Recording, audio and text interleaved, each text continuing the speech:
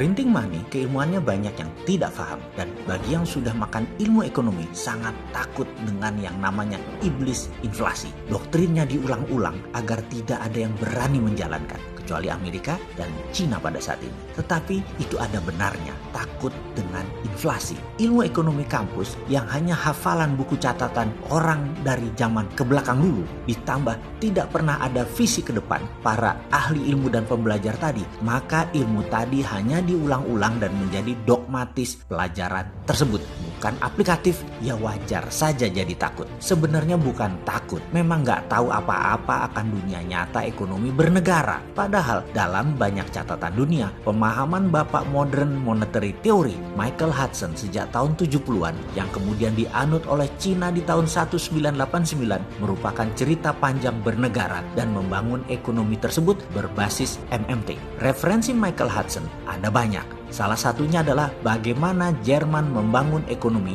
hanya kurang dari 15 tahun dari tahun 1919 yang merupakan beban berat Jerman kala itu yang kalah Perang Dunia Pertama, di mana Jerman bukan saja jadi miskin namun harus menanggung beban hutang biaya perang yang dibayarkan kepada negara-negara pemenang Perang Dunia Pertama. Waktu itu Jerman membangun industrinya dengan printing money, dan di tahun 1936 Jerman ekspansi. Jerman menjadi negara kuat. Jerman menjadi negara adidaya. Sisanya adalah sejarah. Churchill, pemimpin tertinggi Inggris tahun 40-an, juga FDR, Franklin Delano Roosevelt, memerintahkan JMK, seorang ekonom handal di ujung masa baktinya di bidang ekonomi, untuk menghitung biaya perang agar Amerika dan Inggris menang perang. Berapa biayanya dan apa saja yang harus dibangun. Dunia menyebut ilmu tersebut adalah war cost accounting, dan kemudian printing money dilakukan. Selepas Perang Dunia Kedua,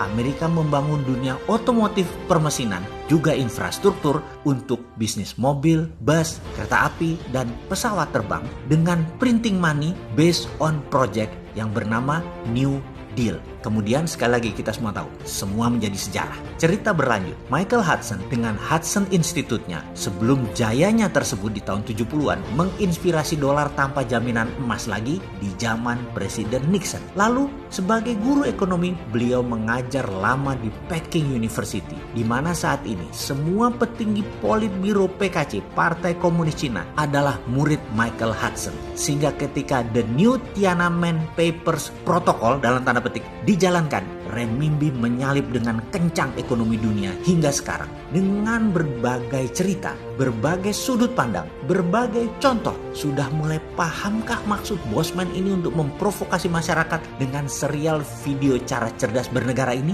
Walau sering para cebonger kebakaran jenggot, karena si Sontoloyo ini sering menyindir kalimat, terutama yang disindir adalah 4L. Tetapi jujur, tidak ada kebencian sedikit pun terhadap bangsa dan negara ini. Hanya saja kita ingin maju dengan cepat, berdaulat, sehingga semua ilmu yang bisa membuat Indonesia berdaulat sampai ratusan episode ini hanya menjadi jejak sejarah bahwa kaum Sontoloyo serius ingin menjadikan Indonesia terdepan, di depan, melewati Cina, melewati Amerika. Kita punya segalanya untuk menjadi terdepan. Capek saya kalau baca berita, hutang lagi, kelihatan banget bukan ahlinya kelola negara. Karena terjadi pengulangan. Mana visinya yang membuat Indonesia memimpin dengan visi out of the box-nya? Sekali lagi, karena kita punya apa yang mereka tidak punya. Karena itu kita bisa menjadi yang terdepan. Hanya mental keberanian dan knowledge saja yang perlu ditambahin. Pasti Indonesia berjaya. Saya nggak sabar nunggu 4 tahun lagi. Karena peristiwa saat ini, risetnya global ekonomi ala corona ini disebabkan oleh corona ini. Ini adalah moment of greatness-nya Indonesia.